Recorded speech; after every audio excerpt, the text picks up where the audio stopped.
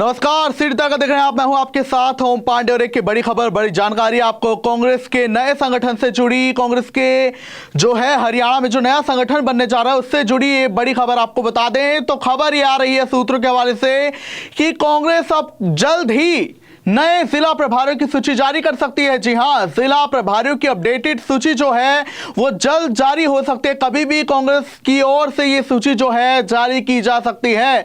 इसके पहले आपको बता दें कि जो उदय भान ने सूची जारी की थी, जो कि कांग्रेस के प्रदेश अध्यक्ष हैं, उन्होंने भी 22 जिलों के जिला इंचार्ज नियुक्त किए थे। हालांकि उसके कुछ ही दिनों बाद कांग्रेस के प्रभारी दीपक बाबरिया ने सूची पर रोक लगा दी थी और ये बड़ी बात कही थी कि ये जो सूची थी बिना हाईकमान को तलब किए, बिना हाईकमान से जानकारी लिए बिना, उन्हें कोई भी जानकारी नहीं थी हाईकमान को कि ऐसी कोई सूची बनाई गई है। ये सूची जो है जारी कर दी उदय भान ने।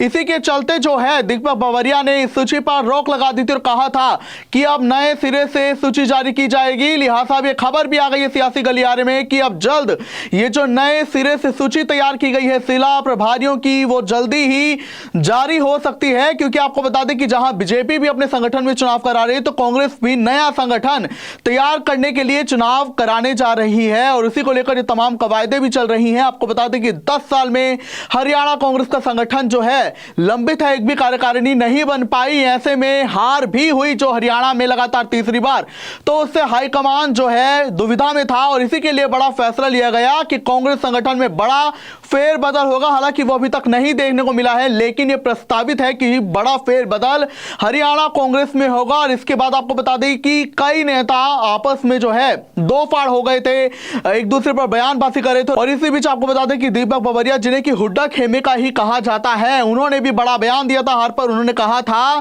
कि जो मैंने मैसेज किया था उदय भान को कि 15 से 20 जो सीटें हैं उनमें गड़बड़ी हुई है, ईवीएम में कुछ ना कुछ गड़बड़ है, लेकिन कोई भी एक्शन नहीं लिया गया। जिसके बाद उदय भान ने भी कहा था कि उसमें सच और झूठ का मिश्रण था, इसी के लिए कोई एक्शन नहीं लिया गया था। दूसरा, दीपक बाबरिया ने कई बड़े बयान भी दिए थे, जिसके बाद जो है उदय भान भी उनके खिलाफ बोले थे, आमने सामने हो गए थे। वहीं जब उदय भान ने ये जिला प्रभारियों की सूची बनाई तो उसके बाद दीपक बाबरिया ने इस सूची पर भी रोक लगा दी। वहीं कुछ लोगों का यह भी कहना था सूत्रों के हवाले से, जो कि कांग्रेस से ही जुड़े हैं, कि ये जो सूची उदय भान ने बनाई थी, अगेन इसमें गुटबाजी थी, इसमें सुरजेवाला और शैलजा के गुट का कोई भी नेता नहीं था, जिसके चलते उन्हें आपत्ति भी थी। क्योंकि हार के बाद तो गुटबाजी और बढ़ी और एक दूसरे पर हार का ठीकरा भी फोड़ा गया, जिसके चलते जो है दीपक बाबरिया ने बड़ा कदम उठाया और सूची पर रोक लगा दी। अब कहा यह जा रहा है कि नए सिरे से सूची जो है जारी की जाएगी और यह भी कहा जा रहा है कि इसमें हुड्डा खेमे के जो अधिकतर नेता थे उनकी भी छुट्टी होगी। हालांकि यह भी सोचने वाली बात है कि ये जो नई सूची है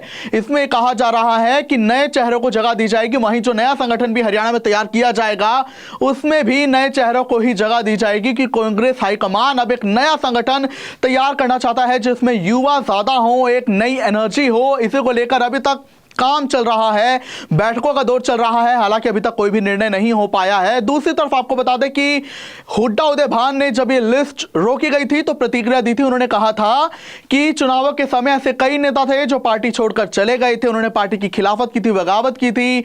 तो अब ये जो नई सूची है इसे अपडेट किया जाएगा, इसमें हल्के फुल्के चेंजेस आएंगे, ऐसे कोई बड़ी बात नहीं है, जिसके चलते अब इस पर रोक लगाई गई है, कैंसिल नहीं की गई है।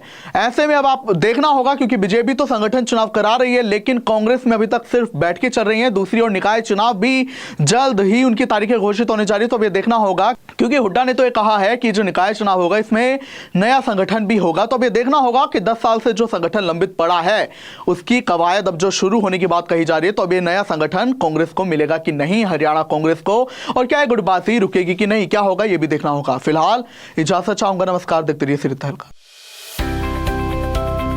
अब किसी भी प्रकार के दर्द से क्यों होना परेशान, जब ऑर्थो चार्ज कैप्सूल हो आपके पास। सभी प्रकार के दर्द में आयुर्वेदिक पद्धति पर आधारित रामबाण इलाज। कबीर औषधालय का ऑर्थो चार्ज ऑयल, कैप्सूल और सिरप आपको देता है तुरंत आराम। अनेक प्रकार के दर्द जैसे sciatica, spondylitis, rheumatic pain, arthritis, lumbar pain, सभी दर्द को दूर करने का रामबाण इलाज। 100% आयुर्वेदिक जड़ी बूटियों से बनाया गया ऑर्थो चार्ज कैप्सूल और ऑयल एक बार प्रयोग में अवश्य लाएं। अधिक जानकारी के लिए संपर्क करें। एड्रेस: कबीर औषधालय, सेक्टर 14, सोनीपत, दिल्ली, NCR।